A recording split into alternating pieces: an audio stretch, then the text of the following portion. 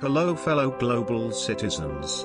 Do you have the moment to talk about veganism? The truly grassroots vegan revolution needs your help. The climate is changing and it won't stop until we all do what the good grown-ups on the TV tell us to do. If we all don't do exactly what big finance and the smart grown-ups at the UN, IMF, World Bank, big foundations and Fortune 100 say, this poor 16-year-old human shield won't get her future back. This is a real emergency and there is no time to ask questions. What have you done to change your life? Like you said, you do things that you can do to look yourself in the eye and know you've done enough. What have you done? I have stopped flying and I have gone vegan. I have a shop stop. It means you don't buy new things unless you absolutely have to. Oh, hi there. It's Ellen DeGeneres here. I was scrolling through the gram and I noticed that a lot of people are talking about eating less meat, which I think is a fantastic idea. It's a great idea for the planet. It's a great idea for your health. It's a great idea for the animals' health. So eat less meat. Unless you're a vegan and you don't eat meat already, then good for you. So you don't even need to pay attention to this. But for the people who do eat meat, just try to eat less of it. Maybe eat it less, once a week, or none a week. Or just, like if you eat it every night, don't eat it every night. Eat it less than that. 4 nights a week would be okay, but like 3 or 2 nights or just 1 night a week would be the best. Anyway, the point is it's better for you and it's better for the environment and for the animals. Eat less meat. Hashtag eat less meat. Hey, be neat. No meat. Be neat. Eat less meat. Hashtag be neat. Eat less meat. Hashtag bye-bye.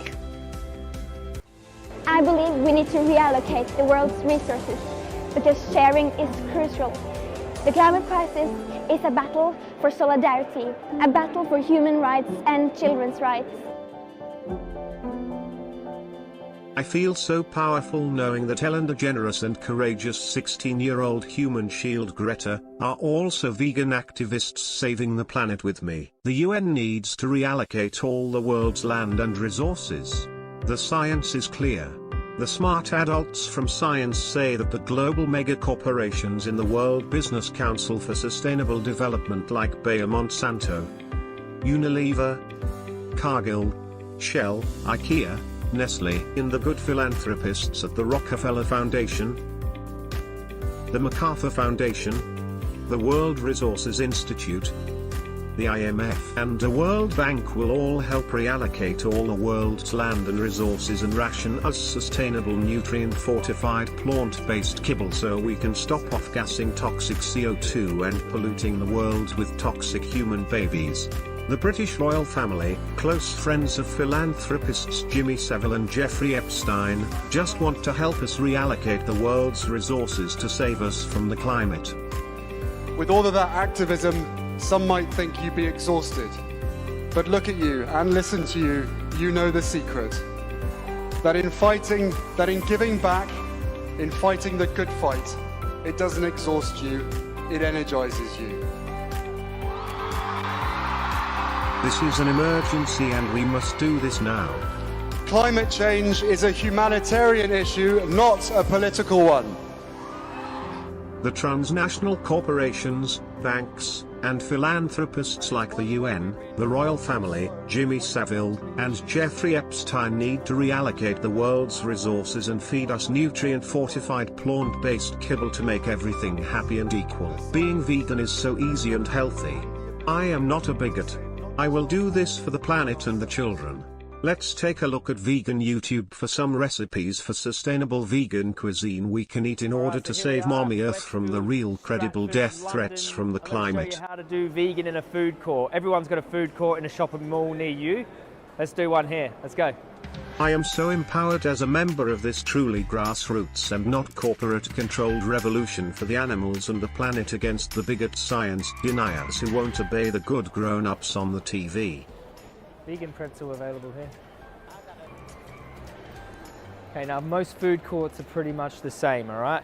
Now first off on the left, sushi. If you find any sushi place, they do vegan sushi at every single sushi place. You make sure they don't put mayonnaise or anything that's not vegan, any sort of weird fish stuff on there. Weird fish stuff and real animal foods are so mean and bad and don't belong on my vegan soy sushi. Suffocated and stabbed to death, hacked up into pieces to be put in sushi, when you can have vegetables in sushi, tofu in sushi, so many things you can have in sushi that... There are so many good nice things made of soy that we can have instead of bad, mean, gross, racist real foods. Why choose rotting dead fish when you can have vegan sushi? Boom, straight away, a vegan box. Most places do a vegan box now. You don't want to eat any murdered fish here. Look, mercury, fish, suffering, death, no point. A vegan box, delicious, look at that one. Really good. You can always get edamame beans as well. A little seaweed salad as well. Or you can ask them to prepare you some vegan sushi. Amazing. Sushi Animal is a really foods good so vegan gross, option. You can get it so from every sad, single so sushi place bad. to do you vegan Soy sushi. replacements So so happy, so tolerant, so good. sushi place will always look after you. All right, let's go. It is so much more healthy and sustainable to eat tofu made from mass-produced GMO Monsanto soy grown by some of the extra people in South America living under a puppet government military dictatorship, funded by massive IMF loans given under the condition that all the extra rural people there grow patented GMO soy and corn for export instead of their heritage crops and spray pesticides and herbicides like Roundup on all their soil and devalue their currency, so they become debt slaves and must sell their labor, land, and resources for cheap to the Fortune 100 companies and members of the World Business Council for Sustainable Development, who can strip mine it then of their debt slaves, grow industrial soy to ship to China for processing into cheap Roundup fortified tofu kibble they can sell to social engineered, decadent, distracted, narcissistic Westerners who these transnational corporations and banks educated into thinking they're saving the planet by doing exactly what the big investment banks and transnational corporations tell the screens they worship to tell them to do. You can easily have, instead of tandoori murdered animal, you could have tandoori tofu, tandoori seitan, you know, tandoori whatever other plant alternative other than pieces of flesh from an animal. Purchasing this is powerful activism and will help the IMF give sustainable debt to all those extra rural people who grow my cheap food. The World Bank and transnational corporations are helping us help those extra South American and African debt slaves to go green and stop breathing toxic CO2 and killing and eating innocent animals, so we can all move into corporate-controlled total surveillance smart city coffin apartments and pay for our fortified vegan kibble, pharmaceutical drugs, and VR porn with social carbon credits to save the planet from the totally real and not made up #climate crisis. Vegan, oh wow, oh no, this is veggie. Okay, so they've got it veggie and vegan separated, which is good.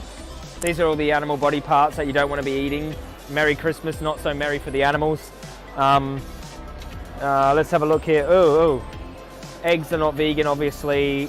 Oh, here, look, avocado and toast. Wow, that looks really nice. This jittery, effeminate 31-year-old boomer is so inspirational to me as a vegan activist. He is the best at purchasing vegan kibble.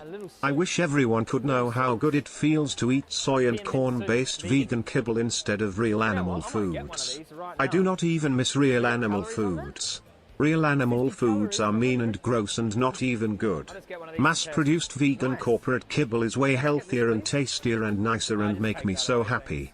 If we don't all do this, the climate will keep changing and all the bad things will happen and Bambi and Simba will be murdered every day always. Any of these cakes vegan? Oh my god, those cookies are. Would you ask for a vegan option offer? Oh no, that says veggie, not vegan, so I was just seeing that these are vegan. Only one is option. Oh wow, oh awesome, yeah, that's cool. Can I just have these, please?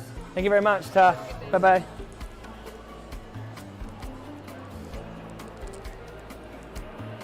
Still a little taste test of this soup. Oh my lord. That's amazing. Wow. What's your view? I can't think of a better thing for the animal rights movement, to be Yeah. honest, bro. I think one of the biggest issues with people going vegan is also the convenience factor. Yeah. It's too hard. What am I going to do? This is where I eat. I go to this supermarket, I go to this restaurant, I get this fast food. Like, they don't have I am vegan not stuff being there. used. I am a grassroots activist saving the animals and the planet. I have not been duped. Beyond Burger in all of their stores, and they advertised it every store I drive past, huge billboards on the highway. I'm like, plant-based meat options, this is amazing. Wow, they're really normalizing it. The convenience factor is through the roof. Yeah. Incredible. I'm so Huge. happy. Absolutely. And they're selling out of it. Yeah. So that's Tim Hortons. They did the same at A&W. They were Veganism is healthy and rebellious. Animal foods are not necessary. All our ancestors just ate them because the patriarchy and capitalism. 12 bowel movements a day is normal and enjoyable. Soy is a great replacement for everything. Dr. Gregor is not frightening. If we don't all do this, the planet will die. Jeffrey Epstein committed suicide and was working all alone. If I spend more energy on vegan activism, I will stop craving real animal foods and questioning myself. They go with their vegan friend. The vegan friend suggests, why don't you just try it? Try this. People start seeing, oh, this is delicious, and I feel pretty good that it isn't actually an animal. I don't like causing animal cruelty. I heard these are healthier as well. They're better for the planet too. They have just as much protein. It's huge. Makes a lot of sense. It's huge. They have millions of dollars in marketing. They have restaurants all over the world. They can reach the mainstream like no other. They're doing all the advertising for us, Yeah. man. I'm like, thanks for spreading the vegan message for us. I'm so stoked. But I saw them saying people who are emotionally against KFC would happily walk into Starbucks and get get an oat latte.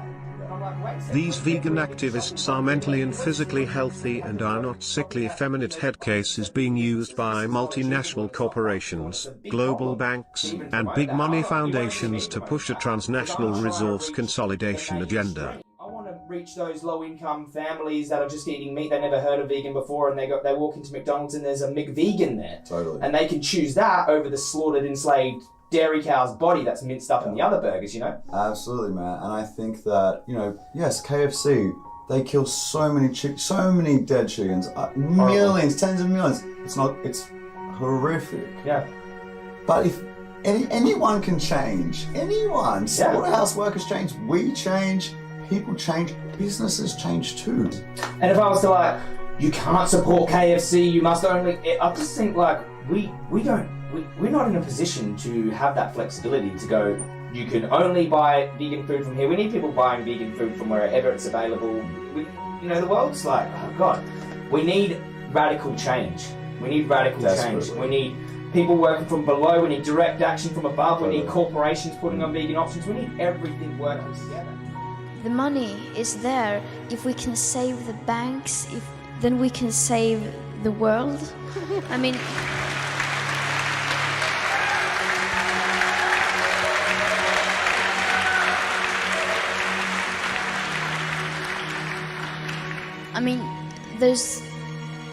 if there's something we are not lacking in this world, it's money. And of course, many people do lack money, but governments and these people in power, they do not lack money. Eat the kibble, bigots.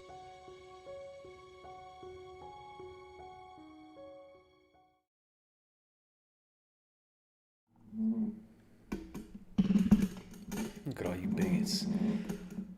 Way too many bigots here that are not consuming enough plant-based kibble.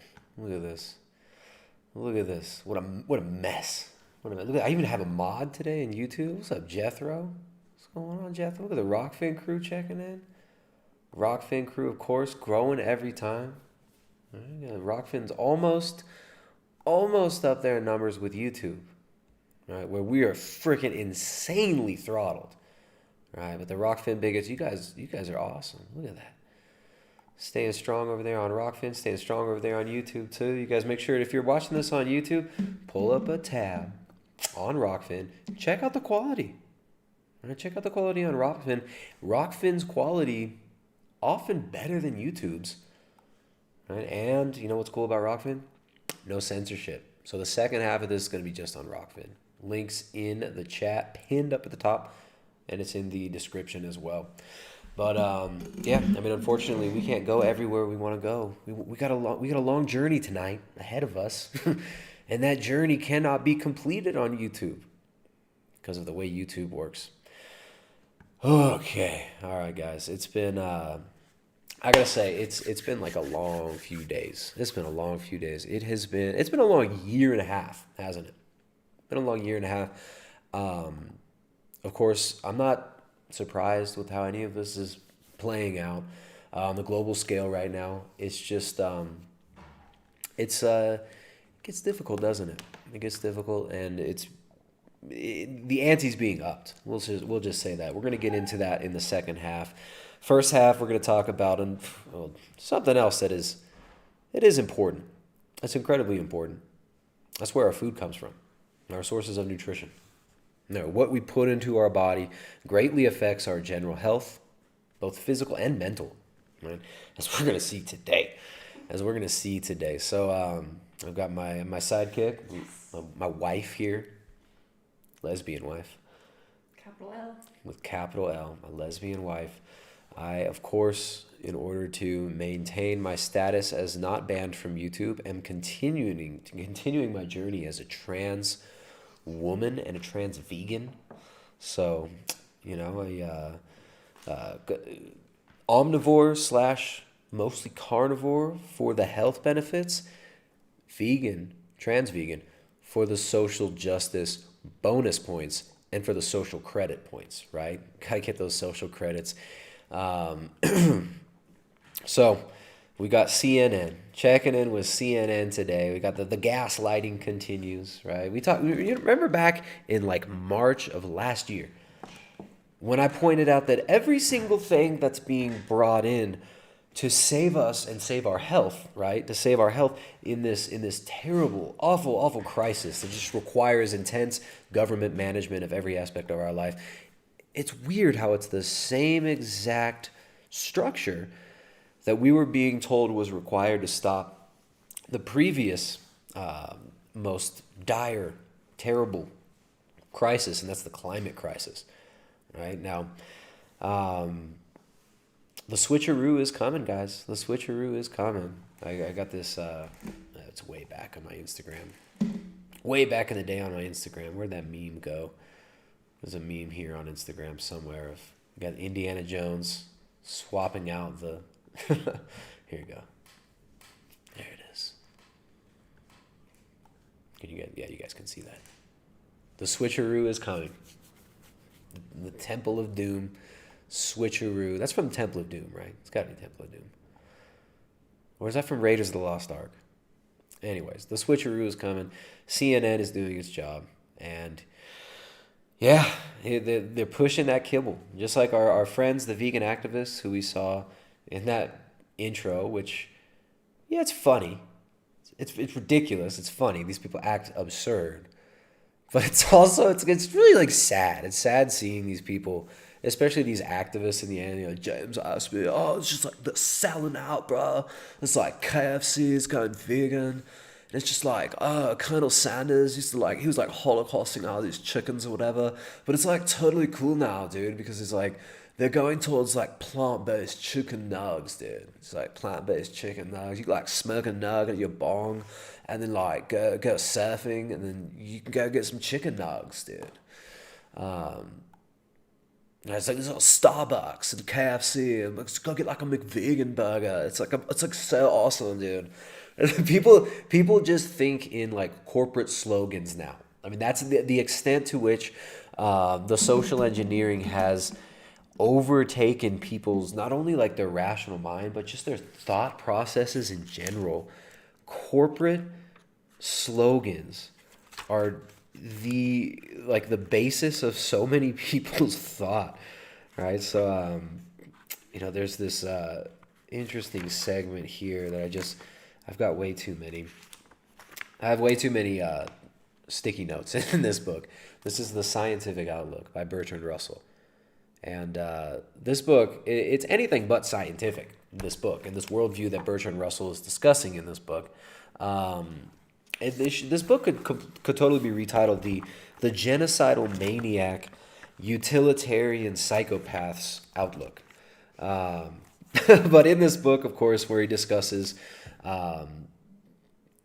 scientism as this overarching worldview through which, if you look at the whole world, you could just rearrange the whole world, right? Science becomes this lens, this deity through which man can himself achieve this like apotheosis, right? This man being deifying himself through his own will, right? This like Luciferian, Promethean endeavor of stealing the fire from the gods, of usurping the natural order of things, and becoming a god. This book, The Scientific Outlook, of course, he talks about not only the way that the scientific outlook could be used through radio, television, and print, right? And this is even before the internet, right? This is 1920-something that this book came out, right? Before World War II. And he considers all these different little cultures, like the Bolshevik Revolution, right? He considers communism and the Bolsheviks as this like scientific proving ground to see what works in a utilitarian sense as far as behavior modification at a vast scale, over human populations in order to control them essentially like cattle. So he says, and here's a quote from him, another direction in which biological technique is likely to have great importance before long is scientific breeding. Artificial selection has been applied by man for ages to animals and plants under domestication and has yielded remarkable results. And he goes on to talk about, by means of Mendelian principles of heredity, there is hope of breeding new varieties of animals and plants in a less haphazard manner. So far, however, what has been attempted in this way gives scarcely more than a suggestion of what may be rendered possible by new discoveries in regards to heredity and embryology. The importance of animals in human life has greatly diminished since the Industrial Revolution. So he hints at using breeding, and of course eugenics is discussed in this book. You know, it's always this undertone of eugenics, always this undertone of breeding humans, right? Breeding like a slave race, master race, dual tier society where the elite will have meat and where the youngins, the underlings, right? The proles will not. So here he says, animals are still used for food and clothing, but in regard, this is a quote, but in regard to these also they will soon be largely superseded. The silkworm is threatened by artificial silk. Real leather will soon be regarded as a luxury for the rich. And of course, Bertrand Russell, he would have spoken like this. Yes, Bertrand Russell, you imagine that Bertrand Russell's voice would sound almost like Prince Philip, if I remember correctly, a little bit like Prince Philip, but a bit more high pitched, I believe, is the Bertrand Russell. He doesn't have that long drawl of, yes, we must breed the population and make them a nation of industrious retards that we can simply harvest for their genetic material and use for labor until we have enough machines to get rid of them. But Bertrand Russell, I believe, spoke with a little bit more higher pitch, a little bit more effeminate and quick. He says, real leather will soon be regarded as a luxury for the rich. As yet, wool is still used to make warm clothes, but it is likely that synthetic products will replace them before long. As for meat, it is not a necessary article of diet, and if population continues to increase, we may assume that synthetic beefsteaks will be served everywhere, except at the tables of millionaires.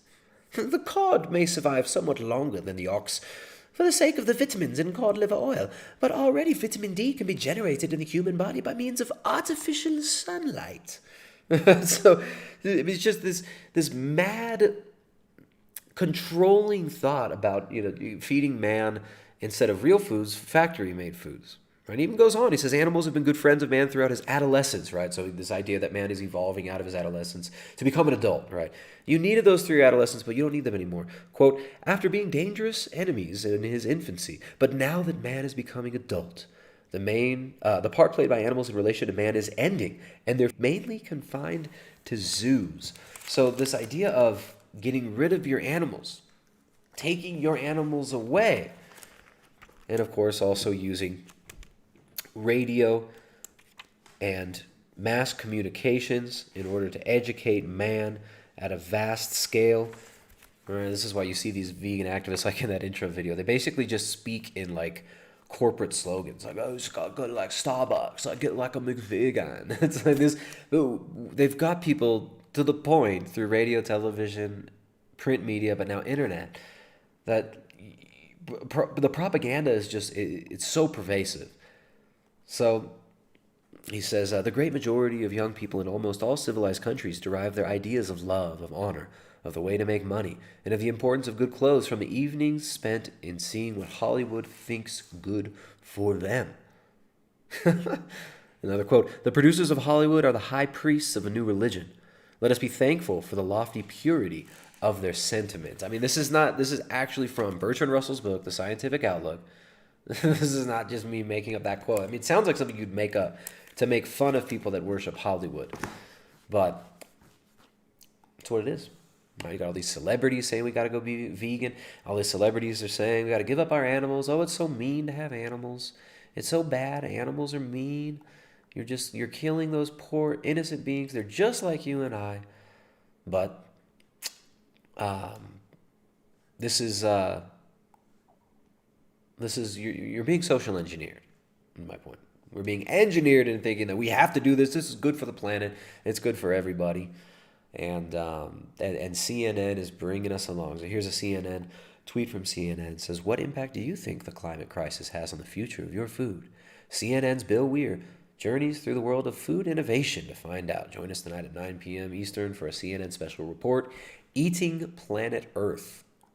Eating planet Earth. So, we got to save the planet. You're literally eating the earth by eating animals. Right? Your livestock are bad for the planet. Everything you need to stay alive is bad. You got to cover your face with a diaper, stay locked in your homes, and eat the plant-based kibble. This is the message. All right, this has been the consistent message for a long time now. All right, but here we go. We got some messages from the bigots over on Rockfin though. More importantly, your guys' messages. John McGann tipping $10. Thank you, John. There you go. The Rockfin bigots are showing how it's done. Tipping the stream. You guys, if you're watching right now and you enjoy the streams, please feel free to tip. Feel free to tip if you're watching on Rockfin. If you're watching on YouTube, feel obliged to tip. How about that? If you're watching on YouTube, feel obliged to share the video. Hit the thumbs up. All right? We rely on you guys to share the videos. We don't get the Bill Gates sponsor money. The George Soros trust fund has dried up for us. And we are running off of your generosity and of your enjoyment and your tips. So thank you guys for the tips on Rockfin, and thank you guys on YouTube who wish to tip via the Streamlabs. Guys that got that Streamlabs notification on. So if you got questions or comments, feel free to send them via Streamlabs if you're on YouTube. John McGann says, love these intros. Tipping $10 on Rockfin. Thank you, John.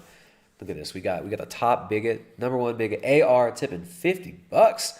Says, starting strong. Thanks for providing the knowledge so that we can make the right decisions to better ourselves, our families, and our communities. Thanks, Tristan. Dang, AR. AR is, you got all the big old fat tip, and then also you've been paying attention to what we're doing. So I appreciate that. All right, because that's what this is about.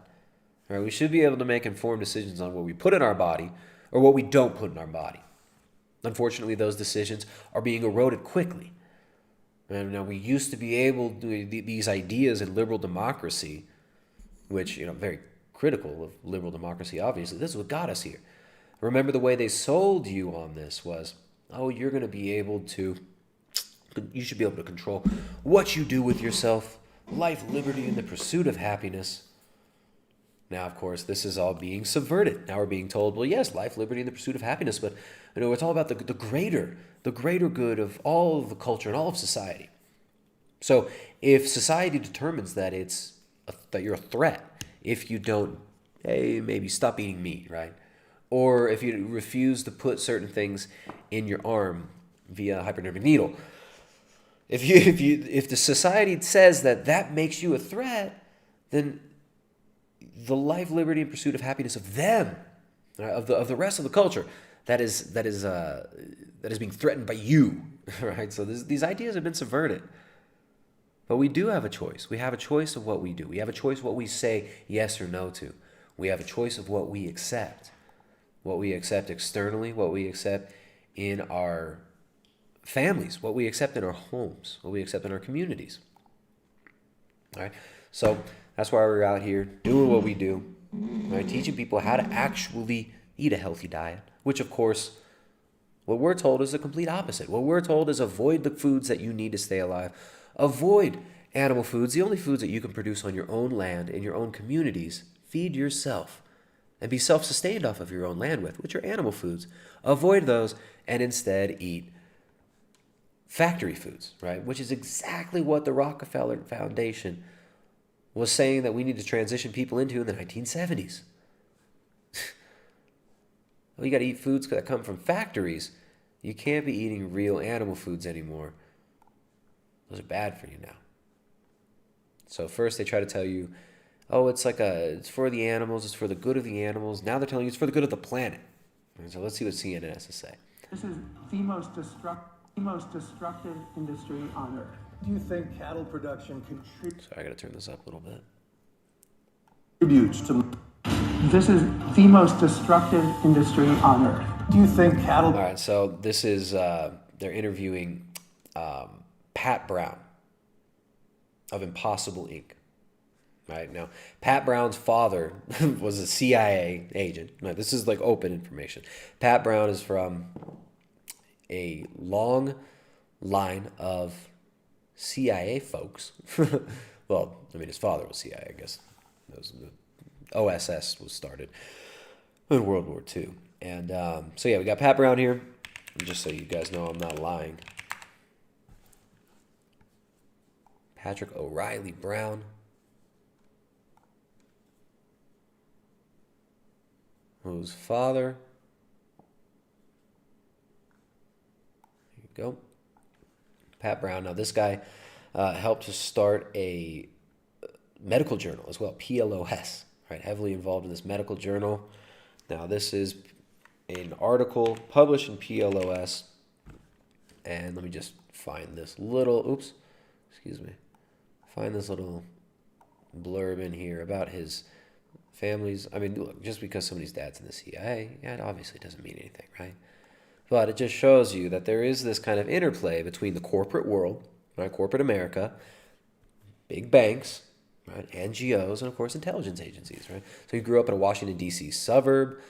He later discovered that his father did not work for the state or defense departments, as he had been led to believe, but rather the CIA, where he was an analyst. Oh, just an analyst. So he then went on to work at Stanford and start this medical journal, PLOS, scientific journal that, of course, publishes all sorts of propaganda for his cause, demonizing animal foods, promoting plant foods, telling you that animal foods are bad, cholesterol's bad, right, which is the building block of testosterone. It's the building block of progesterone. Your sex steroid hormones require cholesterol, and they tell you reduce your cholesterol. Guess what happens when you reduce cholesterol? You also reduce your bone mineral density. You make yourself more likely to die from infectious disease, including cancer. More likely to die from all causes. People with low cholesterol have higher all-cause mortality. And they tell you, no, cholesterol makes it clogs your arteries. Right? Even though people with low cholesterol have just as high rates of heart attacks. Right? Heart disease is not the number one killer of vegans is heart disease. But guess what? People who do have heart attacks, which people with low cholesterol have just as many heart attacks as people with high cholesterol. The people that survive the most likely to survive that cardiac event are those with high cholesterol. How crazy is this? But they tell you, no, don't eat those foods. Those are bad. Right, and that's this guy's background. His dad was CIA. He's a Stanford guy. Right, these are well-connected people is what I'm getting at. On Earth. Do you think cattle production contributes to man-made climate change? Join me on a journey to see how innovation could bring balance to our planet and our diets. It's 1% of the carbon footprint of a hamburger. That's correct. So this is the seaweed feeder. From this fridge, we can feed the world. What will be the impact on the... So yeah, the carbon, look at this. You need like a huge deep freezer. You gotta have like bovine cow serum that you cultivate in a lab. This is the seaweed feeder. From this fridge, we can feed the world. What will be the impact on the future of your food? Doesn't mean we all have to become vegetarian. No, we just have to respond to it. CNN special report, Eating Planet Earth, tonight at 9. Whoa, CNN. CNN's on it, guys. Don't worry. CNN's on it. Right? You've also got a proposed IPCC for food, right? This idea of, remember the IPCC, the International Panel on Climate Change, this corrupt UN organization that was shown to be falsifying data and fraudulently defrauding the world on the so-called ClimateGate scandal back in, was it 2009 or 2008? Of course, that gets swept under the rug, right? So they say, this group says, IPES, the International Panel of Experts on Sustainable Food Systems, is pushing, of course, this is on behalf of people like Pat Brown, Impossible Foods, Beyond Meat, right? Bill Gates, biggest investor in a lot of these companies. We need, quote, an IPCC for food is likely to be proposed as an outcome of the UNFSS, that's the UN Food Systems Summit, even though no compelling arguments have been advanced as to why the HLPE and CFS need to be replaced, while the proposed structure and functions of the new body raise major concerns. So you've got an actual push for an IPCC for food. And there are groups that are pushing back against this. Of course, they get demonized as climate deniers, science deniers. The UN Food Systems Summit promoting total corporate control of food systems. Right? Global corporate control of food systems, plant-based dietary guidelines. But it's a crisis, guys. We need this. We need this. In this edition of Interview, we're joined by Jim Mellon, businessman, philanthropist, and I guess She didn't say billionaire. He's a billionaire. Jim Mellon, of course, he's a philanthropist, right? So you know you can trust him. Right? I know that if Wikipedia says you're a philanthropist, that you're a good person, that you only care about the greater good, that you only care about what's good for the world, you only care about the planet. So just like Jeffrey Epstein and Jimmy Savile, this guy is a philanthropist. Educator, that fair to say? Well, I think world educator is a bit grandiose, but philanthropist, yes. Certainly a business guy, and occasionally I give money away. So I suppose this guy is like the spitting image of health, right? This guy, this is the guy that wants to tell us how we should eat. Billionaire Jim Mellon. The second one is true as well. It's lovely to have you here in Dubai, and very happy to be here. You're talking. Don't you like how all these billionaires, like even millionaires, right? You know, like Conor McGregor goes out there and advocates for lockdowns. We need a total lockdown. I can't do the McGregor voice. McGregor goes and advocates for total lockdowns in Ireland, and then goes and spends the last year in Dubai with his family. Right? These people, they advocate for shutting down and destroying the economy where they live, and then they skip out and they kick it in Dubai. Bit at the moment about the agrarian revolution that is coming, and obviously you've got a book out at the moment, Moore's Law. Agrarian revolution. They're going to I didn't know they're doing this, but it seems they're trying to rebrand what Klaus Schwab was calling the Fourth Industrial Revolution, right? Which is a fusion, as Klaus Schwab says, it's a quote, fusion of the biological, physical, and digital realms, right? This technocracy being everywhere ubiquitously, including inside our body, right? Fourth Industrial Revolution meaning people grown in labs, food grown in labs. And here they are talking about cell-based foods, right? Well, the Fourth Industrial Revolution is about putting you in a cell-based culture, right? A cell-based life where you live in a cell and are fed cell-based, lab-grown frankenfood. And you yourself become somewhat of a lab-grown, cell-based frankenfood modified by the elite through food, through culture,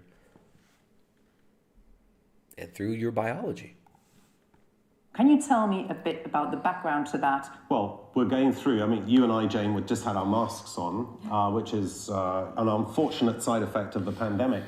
And where did that pandemic come from? Probably from food malpractice in the Far East. Where will the next pandemic come from? probably food malpractice in the Far East. Yeah, so the pandemics, they happen just because people are eating animals. That's what it is. 80% of antibiotics go into farmed animals.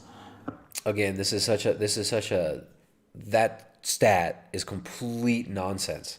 All right, when you look at the farmed animal, the mass, the biomass, the raw weight of the amount of farmed animals that are on the planet, right? The amount of farmed animals that are on Earth is much higher than 80% of the is significantly higher than the human population, right? So to say, oh, they use 80% of the antibiotics, they talk about, first of all, they're talking about like the weight of antibiotics, but it's very, very misleading. There are far more animals, farmed animals, by weight than there are human beings. So it's not even comparable. We're talking about like per capita, per animal, it's incredibly low. So again, oh, the antibiotics that we're giving the animals are causing diseases. That's also BS, right? They're not causing MRSA. You're not causing MRSA by treating an animal who has an infection with an antibiotic. Now there are certain practices, in factory farms, so-called factory farms, but how do you determine what is a factory farm and what's not? Right? These large-scale, intensive CAFO operations where they're feeding them a lot of GM grain, which those same companies that developed that are the ones who are demonizing animal foods in general, because those are the ones whose investors are also invested in all this stuff, right? Bill Gates, the biggest investor in one of the biggest shareholders in Monsanto, owns like 500 million shares of Monsanto, which is now Bayer Monsanto. All right, so Bill Gates, philanthropist, one of the biggest investors in Beyond Meat, Impossible Foods, Memphis Meats, all these fake meat companies, including the cell-based meat companies. He also makes huge money off of the consolidation of the slaughter facilities by these big grain corporations. Right? So they make so much money on this intensive feeding of GMO to everybody, animals, people. But this is a totally new system. And then these same people that brought this system in are going to demonize the animals when those animals don't need to be eating that grain. Right? They don't need to be eating a bunch of GMO grains. So they say, oh, these animals are eating all this, most of the plants we grow are fed to animals. Well, that's true, but by the weight of the plant, there's far more biomass that's grown for something like corn or soy that's not edible for human beings. So that's what they feed to the animals, right? They extract the oil from the soybean and the oil from the corn to make vegetable oils, which they say is green energy for fueling your car, right? And then they feed the cake, what's called soy cake, is what's left after you press the oil out of the soy. Then that stuff that's left over that you can't digest, that gets fed to animals. Right? So there's so many lies that get put into this. They do these magical calculations, and they try to do this like moral calculus on what is good for the planet, what's sustainable. And it just always happens to be that these people's bottom line, the companies that they're invested in, the things that are going to bring them the most profit, those are always the things that are determined to be most sustainable in their stupid fake moral calculus.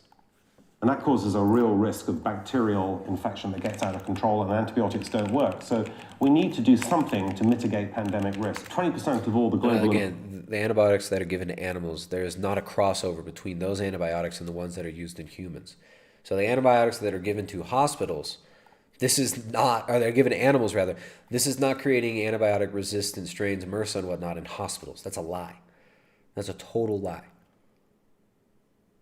So there are a lot of different types of antibiotics that are used in either people or animals. They're not used in both people and animals.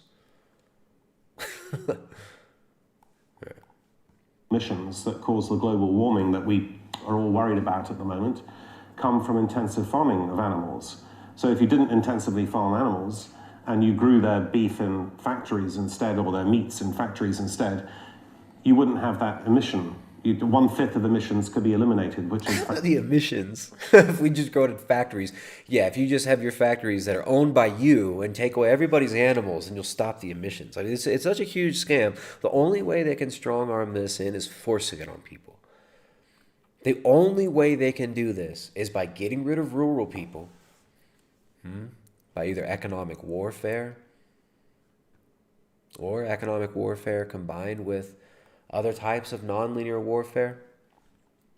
Now, the only way they can do this is getting rid of rural people and pulling people off the land, getting them off of the land. Fantastic. 80 billion animals are killed every year for human consumption, and 2 trillion fish. We can get to the point where that can be eliminated, and that's a motivating cause for me.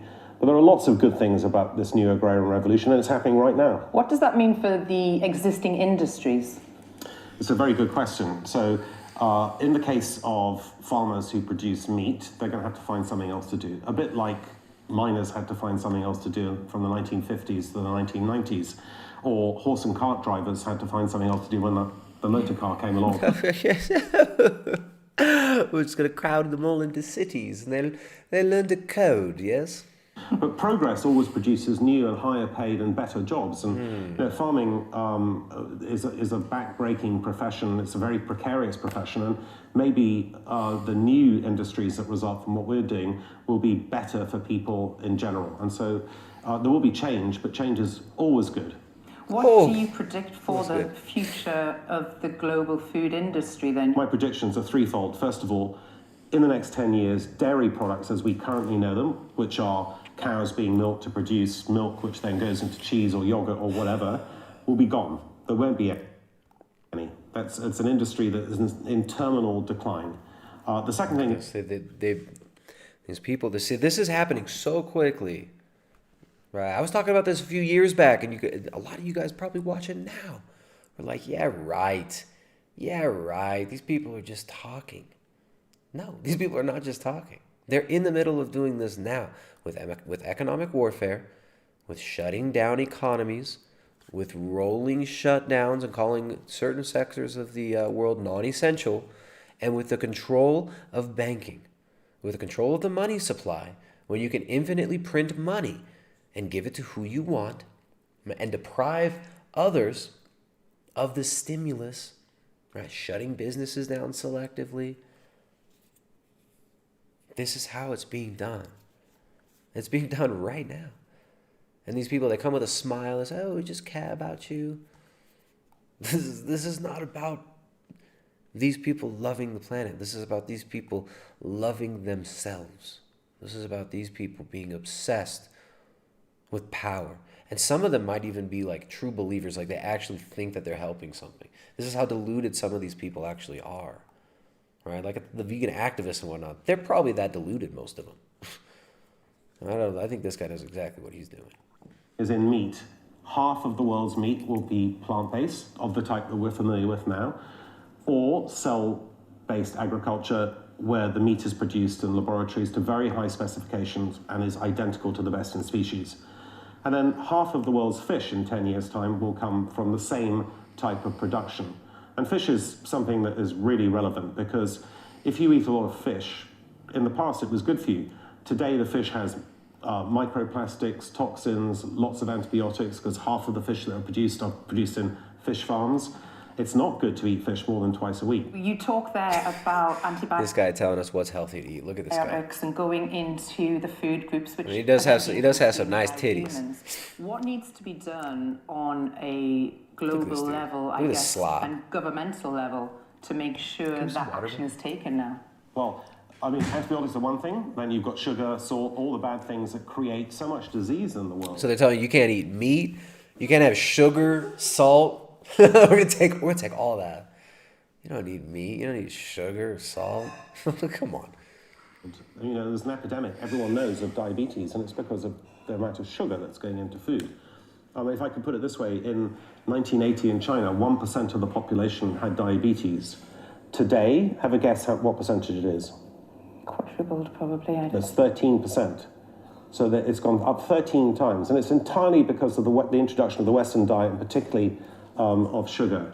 So food companies at the moment are selling, in many cases, junk to people. Is water one of our global resources that we're going to have to worry about moving forwards? Absolutely. I mean, water is in all the wrong places. It's in all the wrong places. It's on. People have access to water. We're gonna have to get rid of that. It's in people's houses. Oh my goodness, we got to get rid of that. I don't know if you know, but the amount of water on the planet has been identical since the world started. It's been identical since the world started. So clearly, since the amount of water on the planet has been identical since the world started. There's only so much water. There's only so much resources. Oh my goodness, we have to get rid of all these people who are using all these resources. As I sit in a multi-million-dollar flat in Dubai, right? This dude's probably. I mean, this guy lives a super decadent lifestyle. Dude, kicking it in Dubai while he's destroying his country with economic warfare. But you guys are using too much water. By the way, the hotel I'm staying at has a 200-foot deep swimming pool here in Dubai. I'm floating as I sleep in a giant pool, in a giant reflecting pool in my Dubai flat. Yes. So it's like Blade Runner 2049 when Jared Leto's like satanic character is listen, I gotta find this clip. You guys remember the scene in the new Blade Runner film, which is telling you exactly what's happening. Telling you exactly where this is going. Blade Runner, this is the smart city future. This is the smart city grid. So Jared Leto, the elite will have water. Look at this. His whole room is water. And it's just him in there. But when the slaves, the serfs, and the replicants, right? They call the replicants, the subhuman normal people, the non-elite, they have like limited shower. The shower turns on and off. They have a ration, and this guy is just living in a giant pool. Help me, and very, very good things can come to you.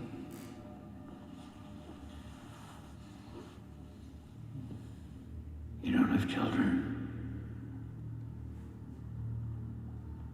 Do you? Well, I have millions. This is like psychopathic elite character that Leto represents here. Fantastic character development there for Leto. Just very demonic, crazy movie. All right, here we go. We got exactly the same amount of water. It's just distributed in the wrong way. 1 kilo of beef takes 15,000 liters of water to produce. I mean, that's a huge... To produce. Guess what? They're calculating rainfall that grows the pasture. You remove ruminant animals from grasslands, you are destroying entire ecosystems. Right? They sink so much carbon into the ground. There's a huge carbon sink that's created by ruminant agriculture, that's created by ruminant animals, by grazing animals. In North America, there were hundreds of millions, probably billions of bison, of buffalo, roaming the plains. They were systematically destroyed so that the railroads could be brought in, and they were systematically destroyed because they were a people's source of nutrition. But the Plains Indians lived exclusively off those buffalo, and they were destroyed as a means of warfare and of creating the new industrial economy, which this is just an extension of that, but the next level of it, total control. So again, when they say that, oh, you need this much water to create 1 pound of beef, that's water that falls from the air and that soaks into the grass to grow that grass, that then they eat and then deposit more carbon and methanotropic bacteria that will actually eat and degrade and pull methane from the environment into the ground. But they say, no, methane is bad. They say, no, carbon is bad. Carbon, they fart. Oh my goodness! And they're releasing carbon when they actually help store carbon in the soil. Right, so it's completely backwards. Amount of water wastage. So we have to do something about reducing water use. It's a very good point. And this stuff uses, the cell agriculture, the plant-based foods use a tiny fraction of the water that's used in conventional farming. When we look to Europe, we had Brexit happening and then the pandemic hit, will we economically be able to bounce back? Yeah, well, the UK is back to the level it was pre-pandemic. I think the Europeans are slightly behind, but that's because their vaccination program was so far behind, but they'll get there. America's looks like it's completely booming at the moment, but a lot of that is because of the huge printing of money And as you well know, you print a lot of money, you devalue the money, you get inflation. So we're seeing the beginnings of inflation. It's a judgment call as to whether it was a good thing to print all that money. But I think now that we're coming out of the pandemic, they need to tighten the reins a bit, because you can't have all this surplus money without inflation, which is very destructive, and particularly to poorer people, because it ruins the savings of the poorer people. Oh, what a It just surprise. wipes them out, literally, inflation does. Because it's economic Jamal, warfare. thank you so much for talking to us on Interview today. It's my pleasure. Thank you. We know it's very much your pleasure. So plant-based news, of course, plant-based news on YouTube, owned by a Saudi prince, Saudi royal, who's invested in all this crap. PBN co-owner Khalid bin Al Walid to open animal-free sea life experiences in Saudi Arabia. So virtual reality sea life experiences. Oh, what a philanthropist. Prince Khalid invests in cell-based seafood company round, raising $20 million. So again, these people have lots of money that they're putting in this up. Now, it's dirt cheap to buy some idiots like Klaus over at Plant-Based News. It's dirt cheap to buy these little dorks. Right? Here's the guy that... If you're still eating cheese, here's 3 selfish reasons you need to give it up. Number 1, cancer. Cheese gives you cancer. That gives you cancer. So these people are cheap, right? Actually buying up all the farmland, destroying people's ability to grow food. That's not so cheap, but mouthpieces like Klaus. In fact, it's the biggest source of Gap-tooth mouthpieces like the effeminate Klaus are cheap. An onset of a number of chronic diseases. All right, so these people, dirt cheap. Yeah, so this is the future these people want for you. And it's not just that, it's like the mentality that comes with this like vegan activist mentality. This is destructive as well. Not only is the diet destructive for your health, right? Depriving you of vital nutrients, vitamin B12, which is required for the development of your brain and central nervous system. Iodine, also vital and crucial for the development of your brain and central nervous system. Right? Lower IQ is associated with these nutrient deficiencies that come with avoiding animal foods. What a surprise. But also low cholesterol, highly associated with risk-seeking behavior, violent crime, and depression, anxiety, and even suicide. Right? So it's like there are these physical effects and social effects to these diets as well.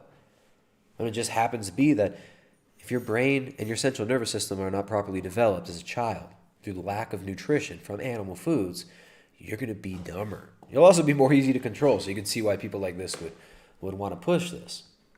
Yeah, so here we go. We got the vegan social outcast compilation. Got vegan phobic here. This will lighten the load a little bit. This will be funny.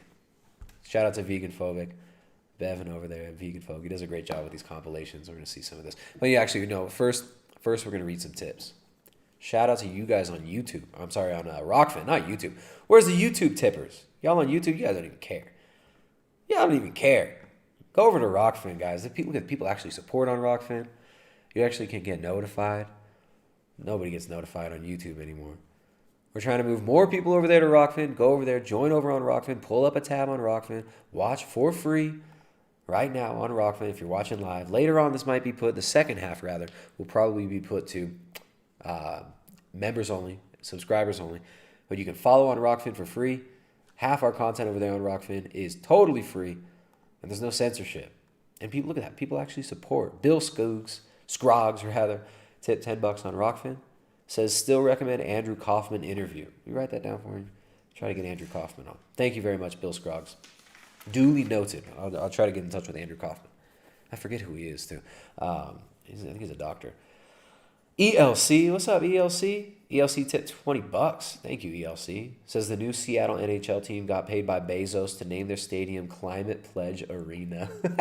Jeff Bezos, who just blasted himself into space, which was only like 50 kilometers up. It's not even, these people aren't even, they say they're going into space. They're just going really high. They're just getting real high. And you got to be real high to believe these fools.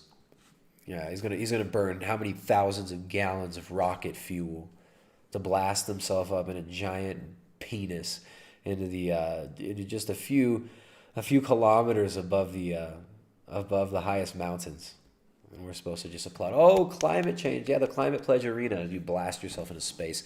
Kate tipped $20. Thank you, Kate. Says, we always have a choice. It may be beyond difficult to stay the course, but with God on our side, nothing is insurmountable. Absolutely. We always have a choice, right? And we have the martyrs and the saints on our side, right? If we have faith and we understand what's really at stake when we're being coerced into certain things, into accepting certain lies, into accepting certain things into our bodies, we do have a choice.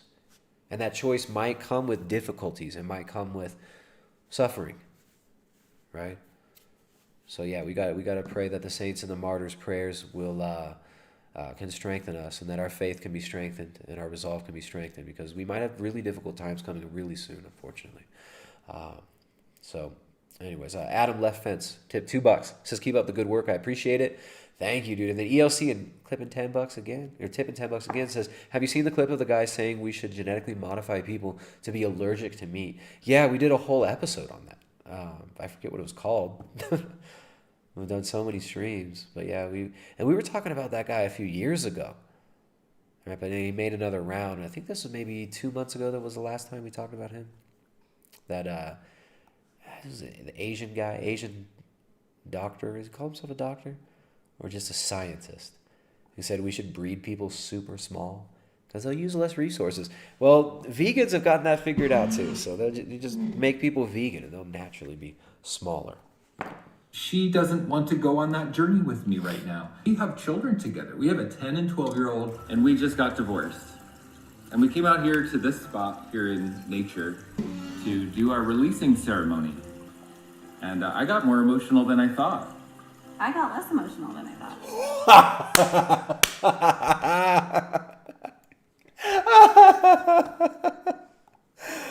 That's so sad. Sorry for that. That's so messed up. But again, this is what is it? Vegan Social Outcast compilation. All right. Oops, wait, where'd it go? Where'd it go? I lost the... Did I close that? Where'd it go?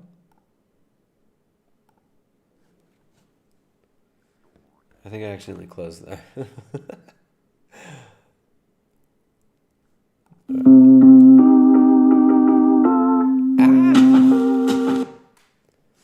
Okay, here we go. That was rich. Thank you for that edit.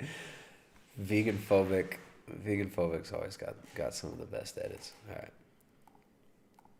She doesn't want to go on that journey with me right now. We have children together. We have a 10 and 12-year-old, and we just got divorced.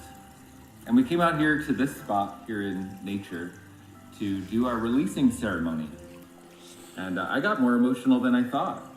I got less emotional than I thought. I have been married for almost 21 years, and I wasn't gonna let this be what I did my marriage. I'm not gonna lie and sit here that it's easy. You just kind of breeze through it, and it's not like that at all. My marriage went through a very rocky period when I first transitioned into, when I settled into raw veganism. Like, once you become vegan, you kind of get like bitter and angry. Very true.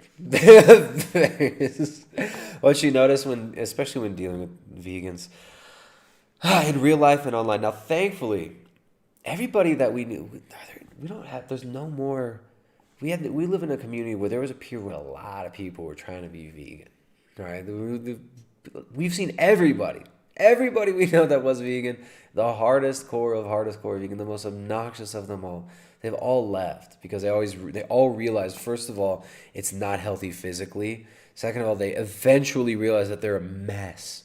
They're a mess psychologically.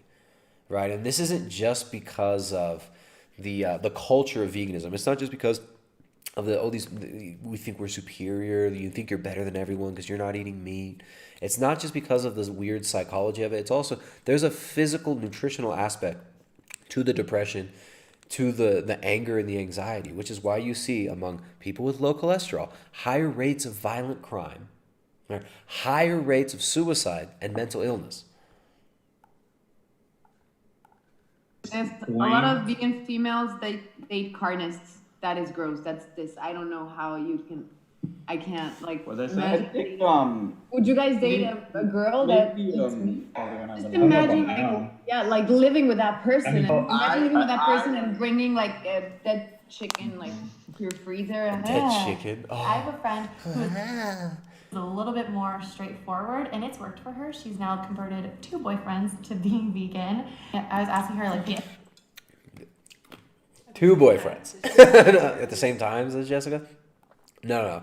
She had 1 boyfriend, and then once she realized that she was done with him, once she had eaten him alive, once she had consumed his soul and all of his masculinity and emasculated him and turned him into a groveling little pussy, then she decided she no longer wanted him because she had already tamed him. So then she got rid of that one. She discarded him and went on to the next one.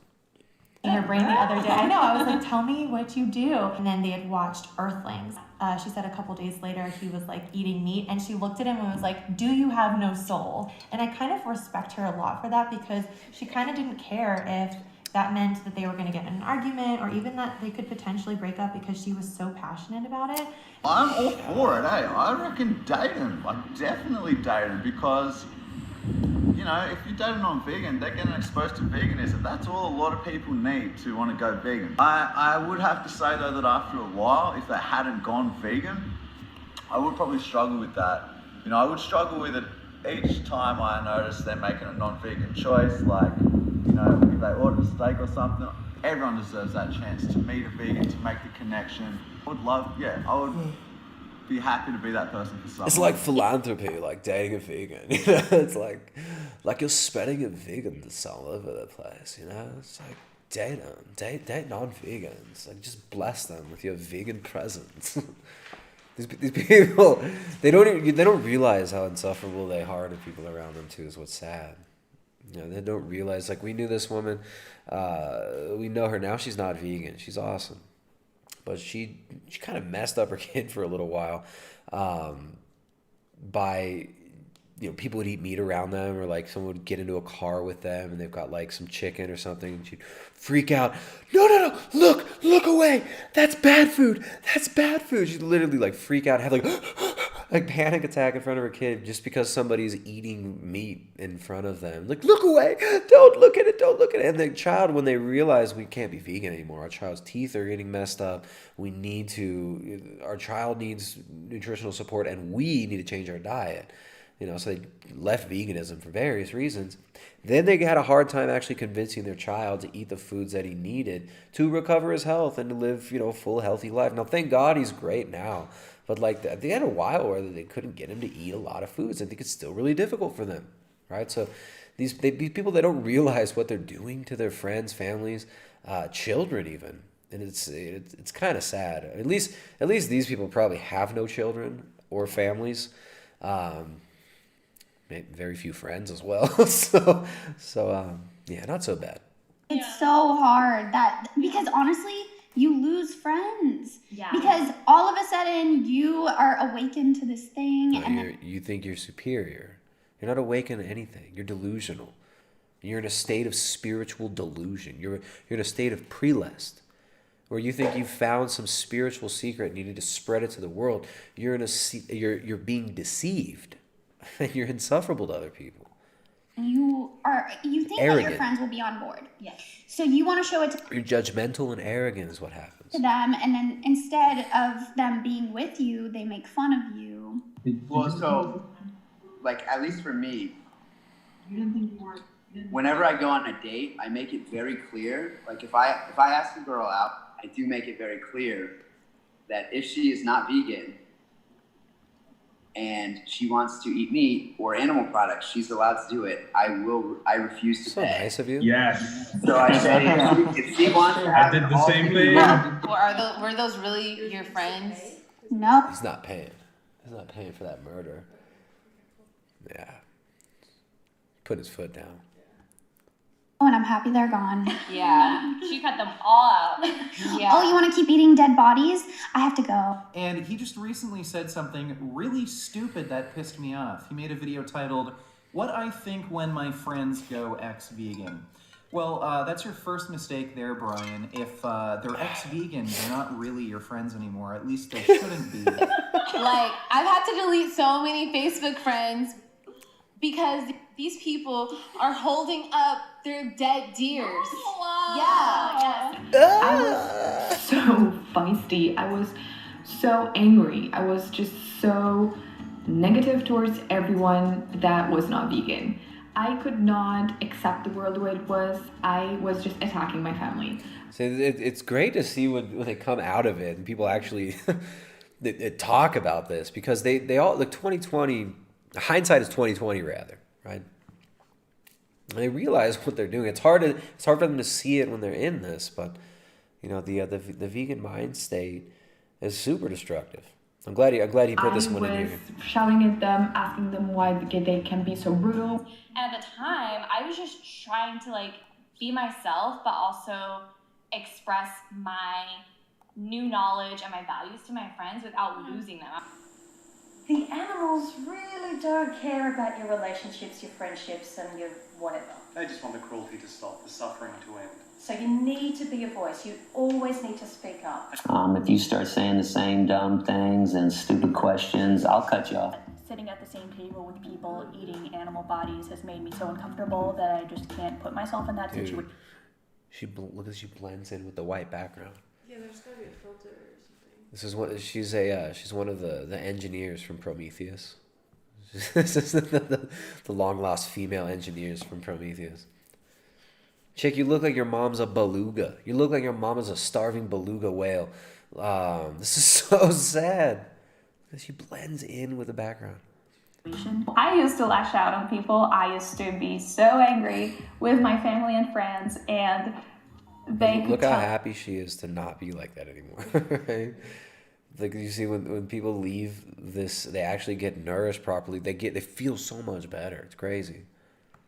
You could just see, like, look at none of the vegans that you see talking will look like genuinely as clear-eyed and content as this ex-vegan does right here.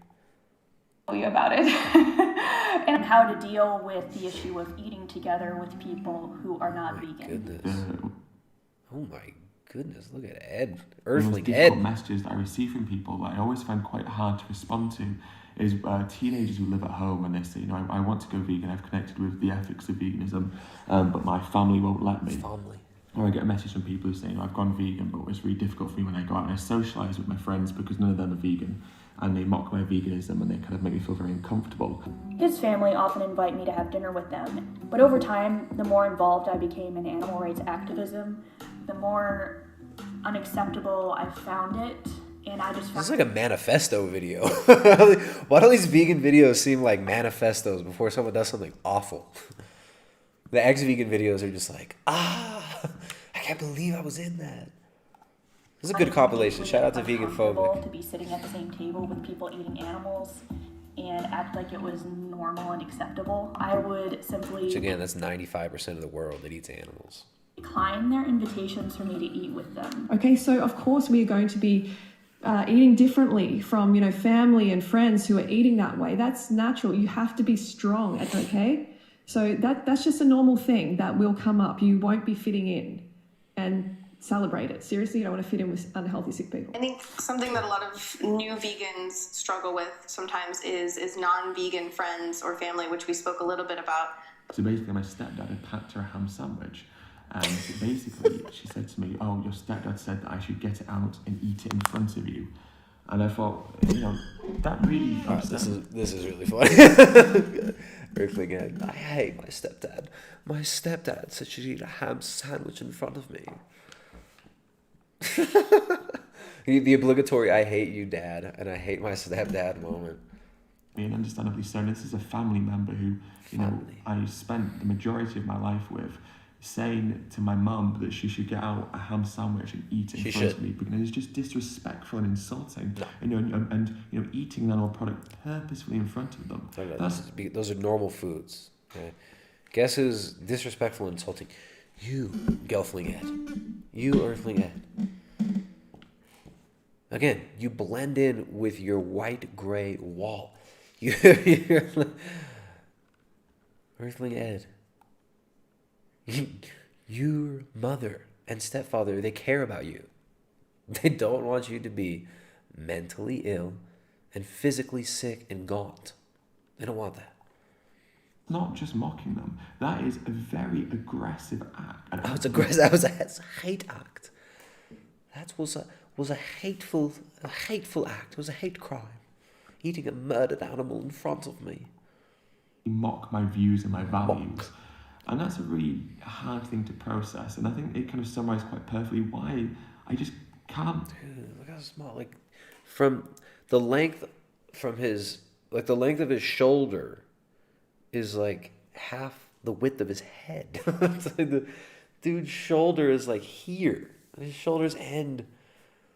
This poor guy. There's people like this who make their whole, like, again, Earthling, this is a prominent activist here. This guy breaks into family farms, calls them all, they're all factory farms, right? Every farm to a vegan is a factory. Oh, we break into the factory farm. We're going to stop the Holocaust of the animals. This dude, like, it's hard to have sympathy for some of these people when you see how they terrorize farmers. And this is one of these people that does that regularly. All right, stealing property, destroying people's property, terrorizing family farms. This is what these people do for a living. All right, but it's almost impossible for these people to see out of it because not only has he been enwrapped in this ideology and he's constantly doing the mantras, oh, the dead animals, the animal holocaust, but his income and his whole life is based on this, right? It's this identity. His celebrity identity is based on this. So it's hard for them ever to get out of it. Imagine if I did go home. Imagine if I was in his house, surrounded by animal products and surrounded by a man who has the mindset that he should be able to mock my veganism.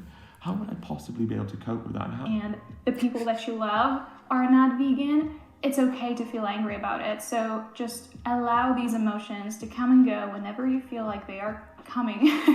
Aiming a lot of the resentment and anger I felt at seeing all those animals before they were being killed.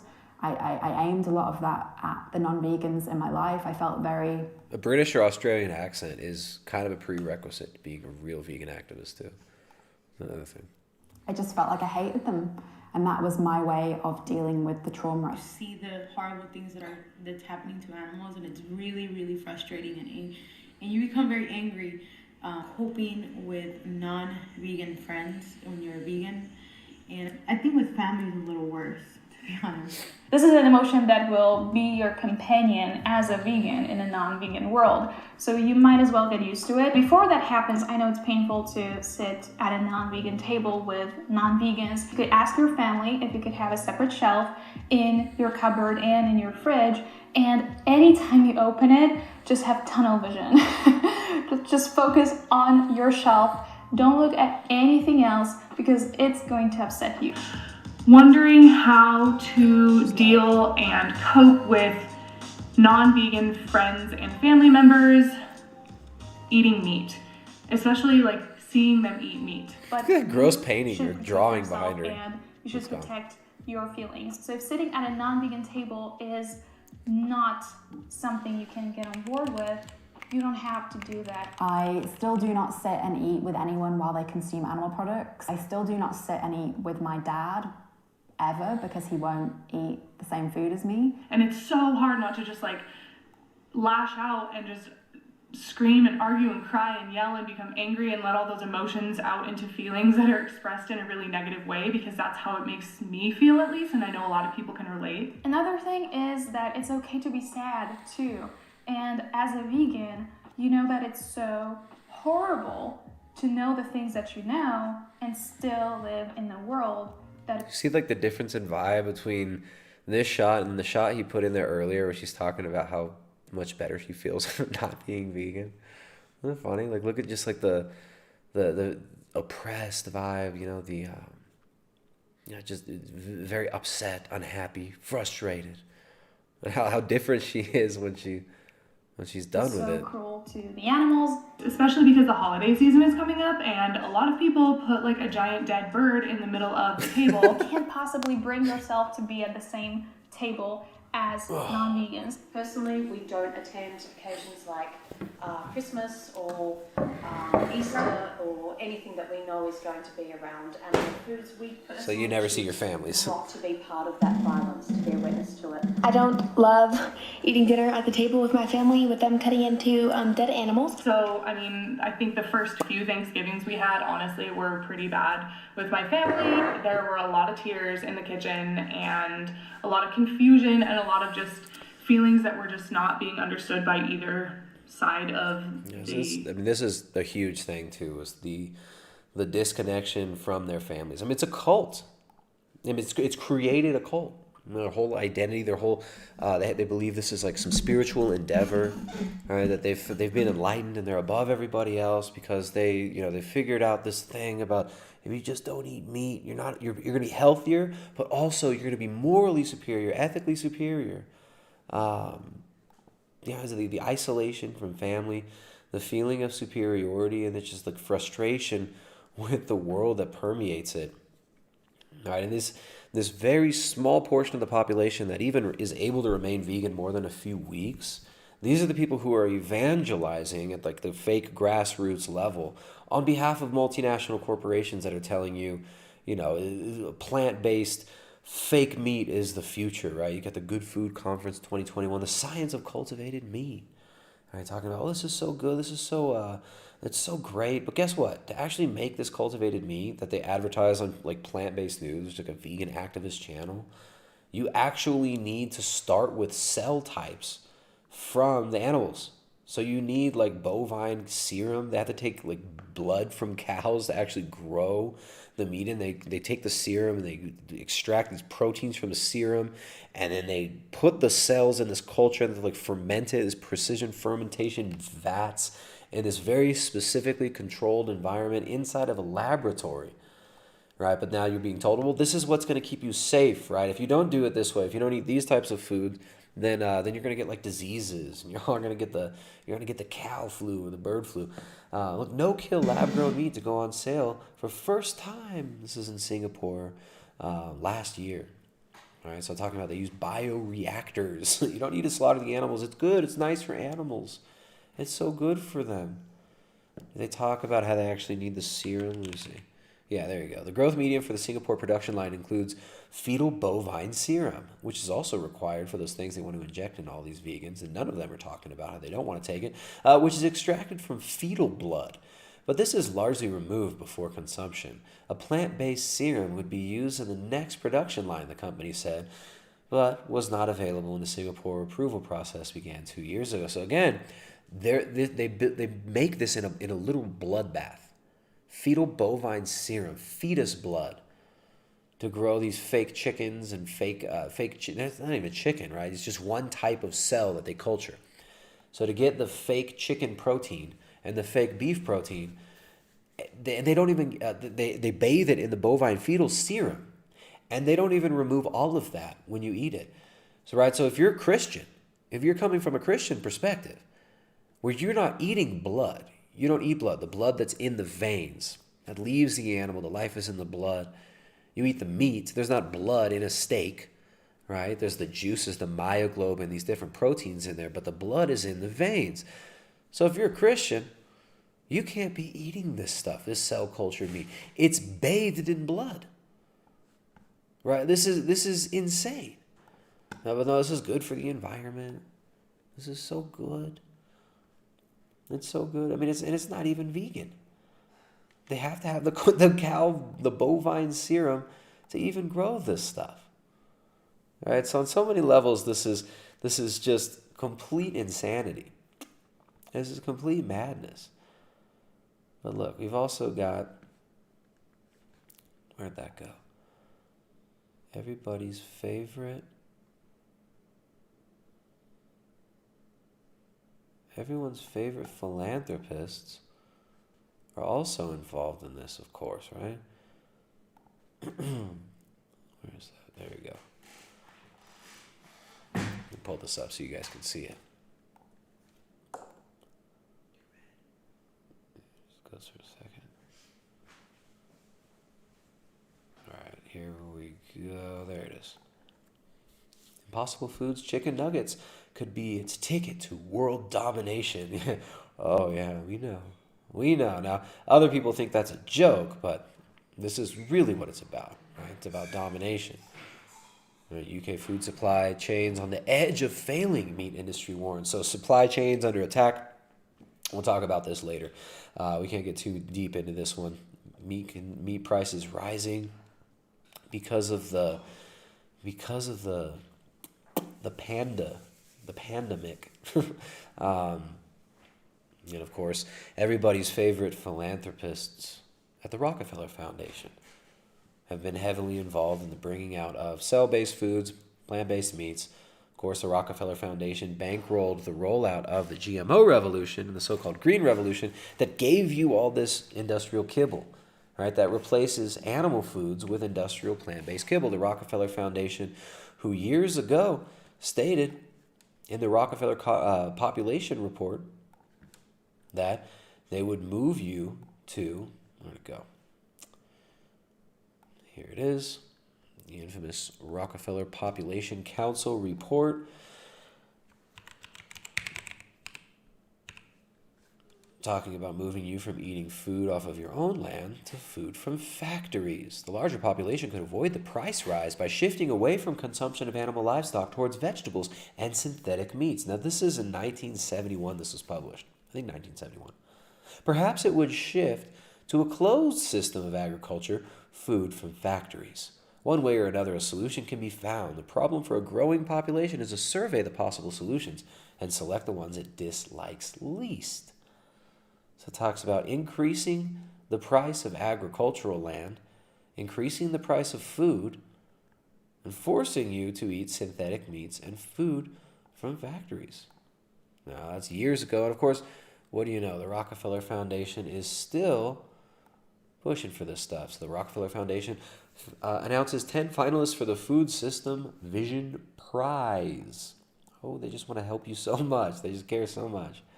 All right, so they're giving prizes. And of course, this is like angel investing that the Rockefeller Foundation does. Finalists for Rockefeller Foundation Food System Prize revealed. Guess who wins?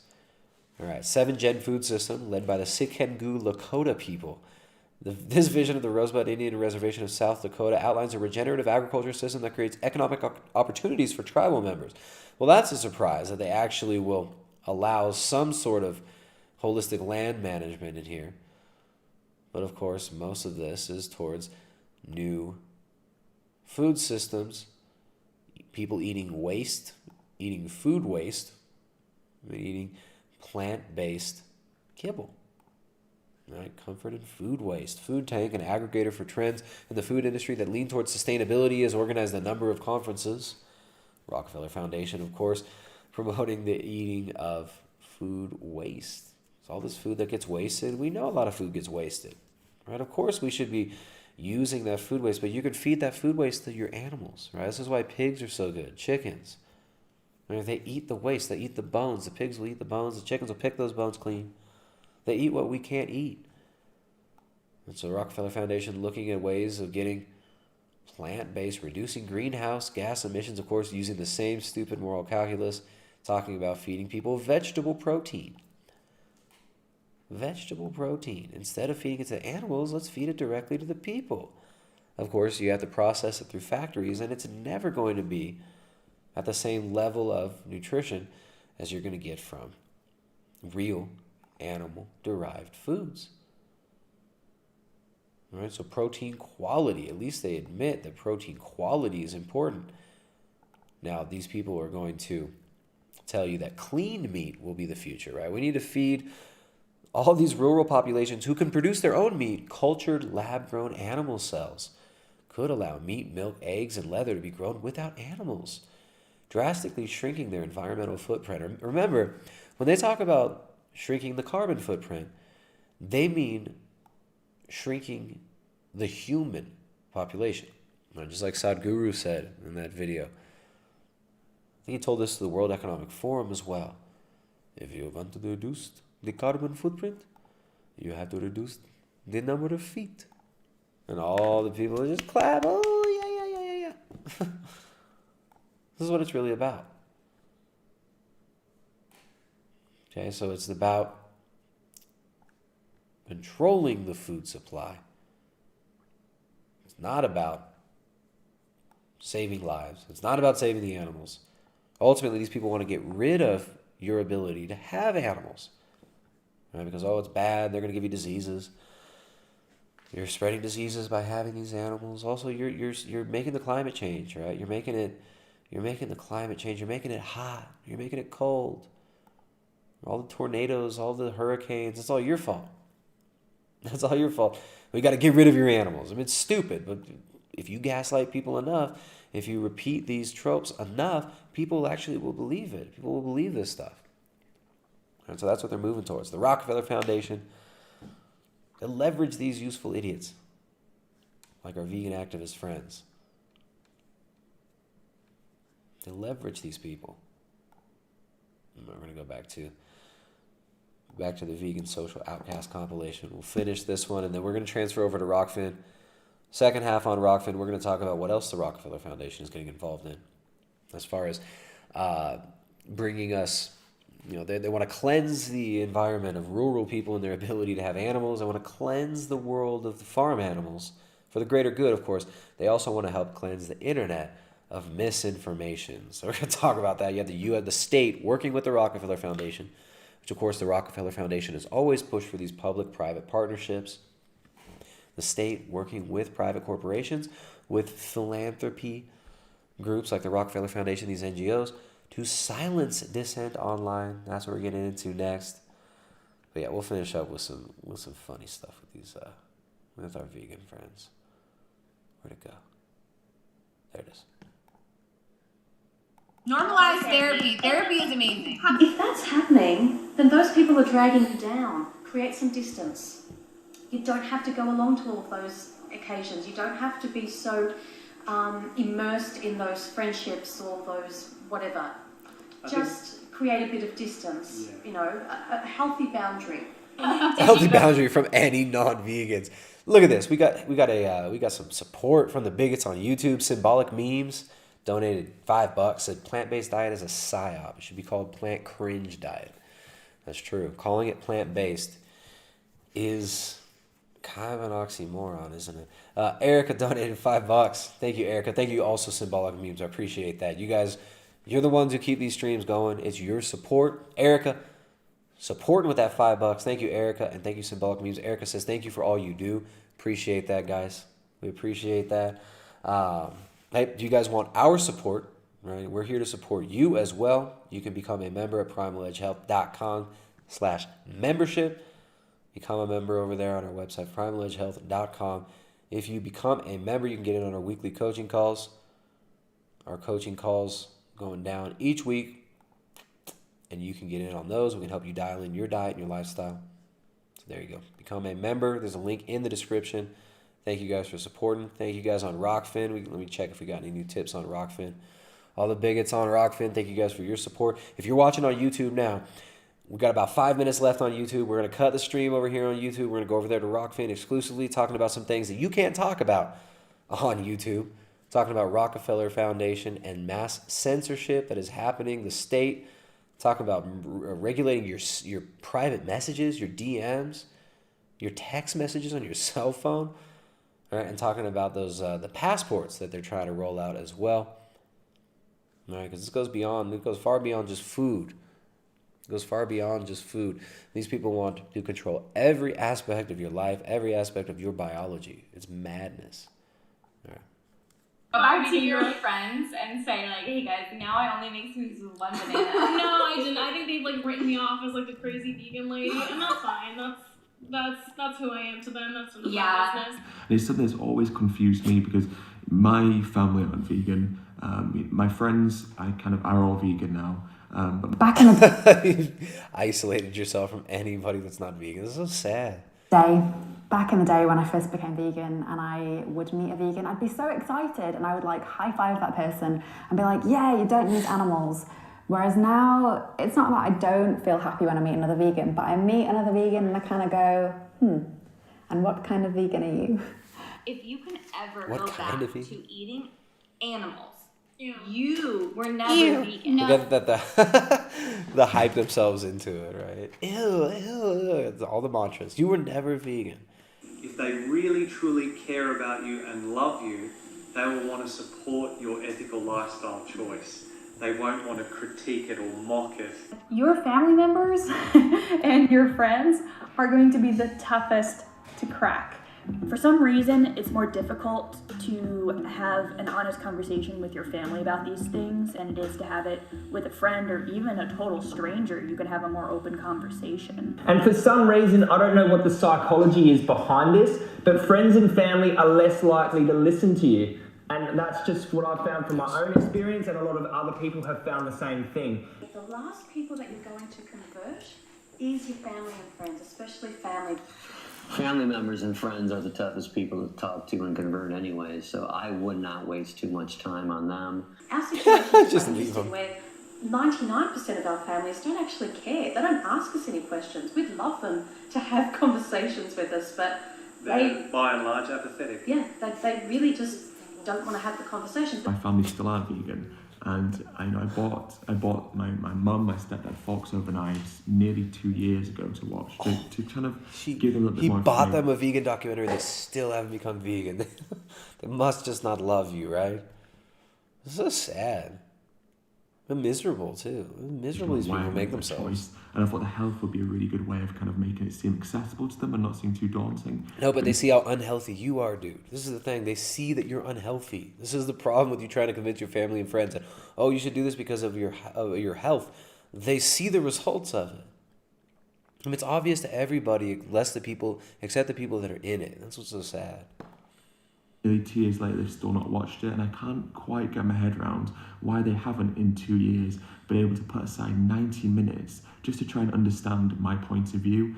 And it just seems so strange to me that, these people who I lived with for 18 years wouldn't be interested in understanding why I've made such a fundamental change in my life. The best way to educate anyone in any situation, especially friends and family, is to ask them leading questions. One useful tip that we learned, that we employ a lot actually in our conversations with family, friends and strangers, is you basically say, I agree with you. I know where you're coming from. I understand what you're saying. Faking empathy, right? Fake like you're really listening.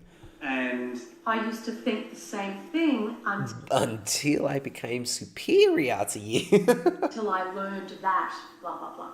And if you're feeling so upset that... It's funny that they say this like this is like the magic bullet, but they also say like it's impossible to convert your friends and family to veganism.